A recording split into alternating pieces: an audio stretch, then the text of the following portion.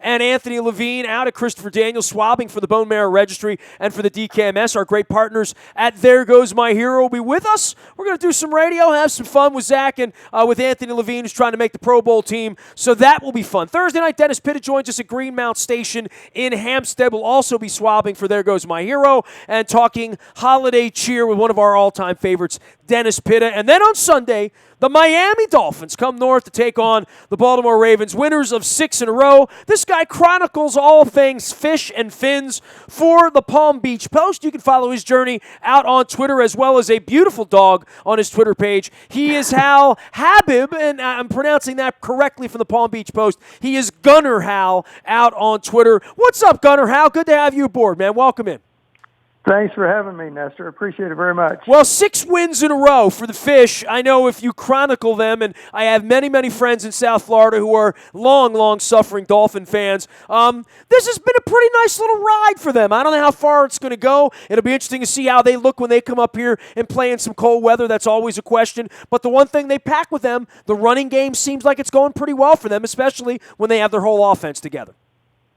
Yeah, I think the key is what you just said about having the whole offense together, because when they've had that offensive line intact, it went against some pretty good defenses and still was able to open huge holes for Jay Ajayi. And, you know, there are a couple of games when he had 200 yards, and he was just running like a madman. And right now, when you look at how the Dolphins did against the 49ers on Sunday, the running game was slowed down quite a bit because the whole left side of the Dolphins line was out of that game with injuries. Now, we don't know how much of that line will be back in time to face the Ravens, but certainly they'll be looking to get as many of those 3 guys back as possible, you know, because the Ravens, as you know, have done a pretty good job of handling Miami in recent years. Yeah, we've had some fun trips down there before, during, and after, quite frankly, and actually some lonely trips down there before the stadium renovation. I'm going to get to all that stuff and Laramie Tunsil and all that, but before I go forward, let's go back for a minute because, I've talked to a bunch of Dolphins writers this week, and I hope to chase down Armando Salguero, who I've gotten to meet and know through my travels over 25 years and, knowing people that are on the beat down there and knowing the climate for it and having been to Cayocho and having been to, Versailles for dinner and seeing baseball games down there in the Dome. And, over the course of my lifetime, having gone to Cuba, the Kaepernick thing last week, that was one hell of a firestorm going on down there that he found himself in the middle of, wearing the Castro shirt, mouthing off, and then, oh, by the way, Castro dropped dead on Saturday morning, right? It was pretty surreal. I think back to what's been going on Cayocho and Little Havana the past few days and the celebrations over Castro's death. And even though I would never equate a football game to real-life situations, the only other time I saw Little Havana that joyous, believe it or not, was when the Dolphins won their 2 Super Bowls in the 70s. It was just a crazy scene of people banging on pots and strangers hugging strangers, and now you see the same kind of thing. And Kaepernick doesn't seem to understand all of that. I mean, I am not a Cuban American. I can't put myself in their place in terms of fully understanding the depths of sorrow and pain that Castro has caused them. But for any athlete, especially someone who presents himself as a social activist, to make any comments that come across in praise of Castro, especially before you're going to play in South Florida, it's completely absurd. And that's what Kaepernick did. And then after the game against the Dolphins, he compounded it by saying that the comments were taken out of context. Well, I take that personally because I was the one who first put those comments up on the internet, and then they wound up getting recycled. And I can assure Mr. Kaepernick that I quoted him accurately. I portrayed that conversation accurately. Armando Salguero was also on the call with us. Armando and I used to work together at the Miami Herald. He is a Cuban American. It's very passionate. But by the way, his story, if people haven't read it, let me just stop you here and say, go read Armando Salguero's piece in regard to his family And, when a professional writer and a guy that, has been doing this and at it for 3 decades, and I almost came down there to work with the Pontiff, back in the late 1980s as well. I interviewed at the Miami Herald when I was an aspiring writer, covering football in Overtown and Liberty City and all the things that have gone on down there with race, riots, Cubans, voting, politics at the heat of all of it. But to mess with the Cubans down there that have been through this, and the story that Salguero writes, I mean, it's gut-wrenching. It's a 50-year-old story now, but it's timeless and it's ageless, and it really speaks to why people are celebrating the death of Fidel Castro. It does, and I thought Armando told it well. He told it in a way I could not, frankly, and I don't normally tweet Miami Herald links, but I did yesterday, or a couple of days ago, I should say, when he first posted it. And I thought it was a good follow-up to what I originally posted, which was a pretty straight story. Now, Armando, right? You've known him a decade or 2 decades? 100 years. Yeah, right. Okay. And did you know that little nugget of his story about 3 of them being able to get on a plane and only 2 being allowed to come to America? I was not aware of that. It doesn't surprise me. I mean, my closest friend is Cuban, and she was just down there a couple of months ago and told me similar stories of how she went out to dinner with a relative, or tried to go out to dinner with relatives, and she, as a tourist, was allowed in these nice restaurants, but they, as Cuban residents, still were not. And those kind of things, the denials that the Castro brothers have given to their people, it's just inhumane. And so, yeah, when Kaepernick came out onto the field, he was booed, and we knew he would be booed. He still, to his credit, he had a very strong performance, almost beat the Dolphins, but then to compound it by backing off his comments or saying they were taken out of context and all of this. Believe me, Armando gave him ample opportunity time and again on that call to denounce Fidel Castro, and for whatever reason, Colin Kaepernick would not do so. Well, we're chatting with Hal Habib from the Palm Beach Post, and you can follow his journey down there, as well as at Gunner Hal out on the internet covering all things Dolphins. And, just the last thing on the political side of it and just being down there, it is fascinating that Kiko Alonso, who has Cuban roots, wound up making the play, right? I mean, that there was literally the stadium breathing down on him, not just in another uniform, but it felt pretty personal when I heard the sound coming through on my Red Zone channel, Yeah, and Alonso made the point of, I think his phrase was, there was bad blood flowing for him when he helped make that play. Now, for anyone who hasn't seen it, Kaepernick had that one last-ditch play against Miami from the 6-yard line. He scrambled, gained 4 yards down to the 2 when he was met from behind by Ndamukong Suh, and then Alonso met him head on to make sure that Kaepernick didn't, for example, lean forward over the goal line to force overtime. And so, yeah, there was poetic justice in all of that, and it was kind of, karma, whatever you want to call it, for one of the rare Cuban Americans in the NFL to make that play. The one thing we never see, and certainly in the era of who's going to be running this country for the next 4 years, we should never see is anyone ever admit that they were wrong, right? I mean, how hard would this for Kaepernick to have found himself a little more educated over the weekend, a little more enlightened to reading about the plight of people and reading the other side of the story, and maybe even afterwards saying, you know what, let's take 5 minutes. Maybe I was wrong about it. Maybe I need some more education. Maybe I need to do some more reading. Maybe I spoke out of turn. That's not such a bad thing to say, but I think in modern society that never gets said, does it? He could have easily have said that. On the conference call, he tried to pass himself off as this guy who was so up on all the things going on with Cuba. He was citing the literacy rate and all. And I can't pretend to know exactly how the literacy rate ranks among the other countries in the world. But, Yeah, all he had to do on Sunday after the game was say these comments were out there, and I understand how people feel.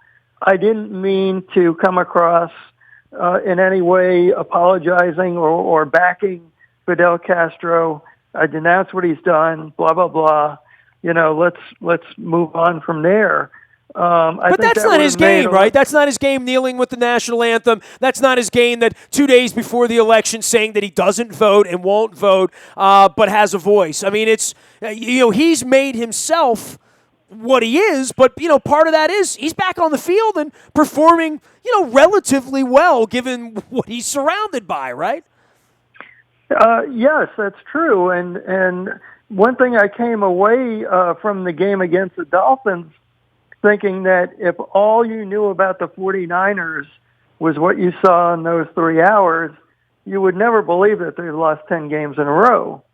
And so, what to make of it all, I don't know. I don't think it should be that hard for anyone to say he's sorry, but maybe it is for Colin Kaepernick, and I don't know, let him go on with whatever he thinks is important in life.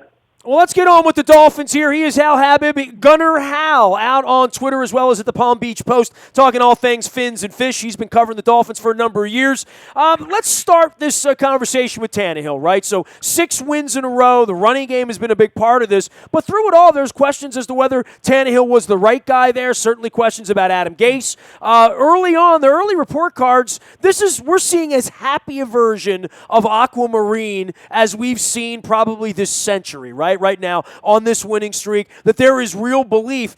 This would be an awakening for them to lose to the Ravens on Sunday. Well, in a way, I go back to the fact that the Ravens always play them tough. It seems like the matchup, it's often a bad matchup for Miami for whatever reason.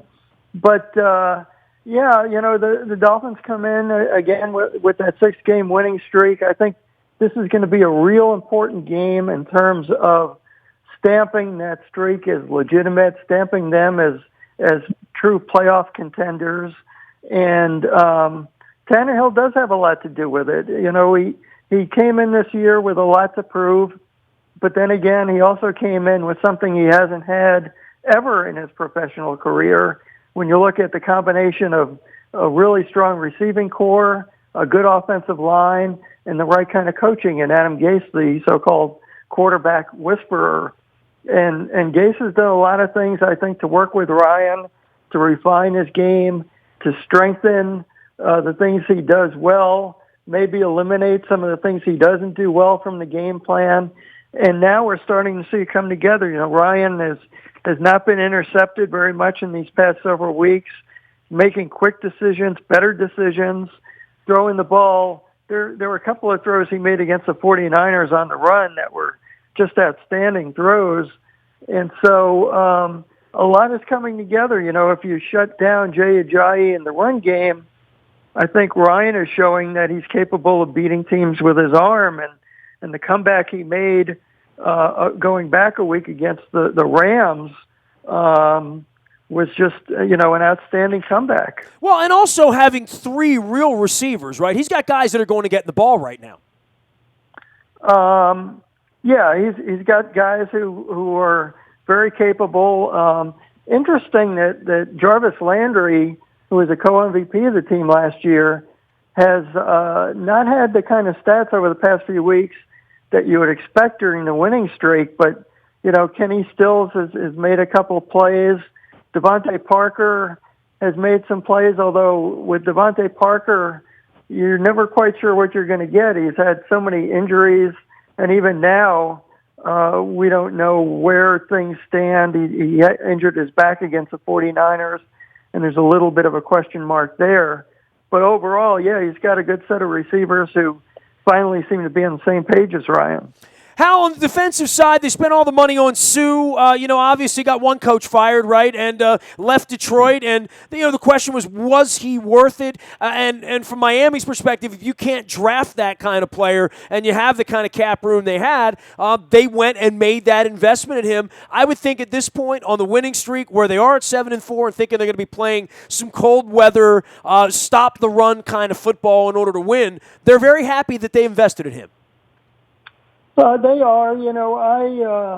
I guess I should say my philosophy is more toward in the salary cap era, kind of spreading it around. I like the idea of having a lot of very good players all over your roster rather than a couple of guys in Tannehill and Sue who are going to eat up a very large percentage of the salary cap moving forward. And yet, having said that, Sue occupies 2 blockers on every play, and he had what I consider to be his signature play as a Dolphin by stopping Kaepernick against, in the 49ers game. So he certainly earned quite a bit of that money just in that one play alone. Cam Wake's been there for a lot of losing, right? As well as you and all the other beat writers who've been around this through a number of coaches, a number of organizations, a stadium, refurbishment, all of that. Wake is still 34 now. I mean, he's been around forever, hasn't won a whole lot though, right? He hasn't. 34 going on 24. By the way, he's been playing lately. He's coming off that Achilles injury at the end of last year. And they were kind of babying him throughout the summer and the early part of the year. The defensive coordinator, Vance Joseph, was calling him their situational pass rusher or pass rush specialist, however you want to phrase it. That was going into the early part of the year. And they quickly realized that, 15, 16 snaps a game for Cam Wake wasn't cutting it. And when they started upping his snap total, you saw that he started to go on a tear with his sacks, and he's doing well, getting a sack a game now or more. Right now he leads them with 8.5 sacks, and he's looking really good. At one point early this year, I raised the question in Clint. Dolphin fans have always said that the biggest travesty in team history is that they never won a Super Bowl for Dan Marino. And my question is, as big a travesty as that is, what about the fact that Cam Wake could go through his entire career and never play one playoff game for the Dolphins? That's pretty bad, too. Well, and this week will really turn things for them, and certainly the schedule the rest of the way. An interesting schedule. I mean, certainly for all of these teams that are sort of fighting and clawing for some sort of position, and seeing Denver lose the other night certainly helps their cause. Arizona, then they go play the Jets in New York, Buffalo in Buffalo. A couple of real cold weather games there in December, and then they get the Patriots the last week of the season when, who knows, the Patriots might not need to play that game, right? They might not. Typically, when you get down to that game, and Miami has closed against New England a few times now, a lot of times that game hasn't meant anything to New England. This time, who knows? It could mean everything to the Dolphins. I don't think anyone is expecting Miami to challenge New England for the division. But, if they're, say, resting a Tom Brady or something, and Miami is going for a wild card berth, could be an interesting scenario. There are some games you could look at the schedule and say, well, Miami ought to win this, that, and the other game or whatever. But, I think the San Francisco game showed that the Dolphins are doing well, but they're not at a level where they can just breeze past anyone. I know it sounds like a cliche of sorts, but if they could almost lose to teams like the Rams or the 49ers, then they could certainly go up to Baltimore, say, and lose that game if they're not at the top of their game. Winners of 6 in a row, the Miami Dolphins come to town on Sunday to take on the Ravens. He is Hal Habib. He is Gunner Hal out on Twitter as well as at the Palm Beach Post covering all things Dolphins. Hal, you've been a great guest, man. I really appreciate you coming on. Is that your beautiful dog on Twitter? That is King, the world's most handsome German Shepherd. Take a look at it on Twitter. I have a cat that might argue the feline side of that because I love my cat. So anybody that puts their animal up on Twitter, you're all right with me, Hal. Appreciate the time. Thanks for coming on, pal. Thanks so much. Appreciate it. We'll see you on Sunday. Hal Habib from the Palm Beach Post, hopeless follower of Arsenal in the beautiful game. I didn't even talk any soccer with him. Probably should have talked a little Jurgen with him before I got it all over with. You can find me out in the Bayou Toyota Audio Vault 24 hours a day from anywhere in the world on your mobile device by downloading the TuneIn Radio app. We're also delivering our morning newspaper to your email inbox digitally every morning at 7 a.m. That's all brought to you by Planet Fitness and PlanetFitness.com. Last but never least, breaking news happens first out on the WNST Tech Service. That is brought to you by Coons Ford of Security Boulevard. And Dennis Colossus will be here on Thursday driving you home from 3 until 5. Reminder, Wednesday night, Zach Orr as well as Anthony Levine looking to get to his first Pro Bowl. We'll have some laughs with those guys out at Christopher Daniel in Timonium. That's Wednesday night, 7:30. Look forward to seeing you there. Thursday night, we'll be up at Greenmount Station in Hampstead. We got Dennis Pitta making his triumphant return to Carroll County and Hampstead and the Christmas lights and the fun. And I will be having some fried crab cakes at Greenmount Station because every crab cake should be fried. That's my opinion. Nasty at WNST.net reaches me. Facebook, Twitter, LinkedIn, Snapchat, Instagram, and streaming live on Facebook Live as well as on our WNSTV YouTube channel. We are WNST.net, AM 1570 and WNST Towson, Baltimore. And we never stop talking Baltimore sports.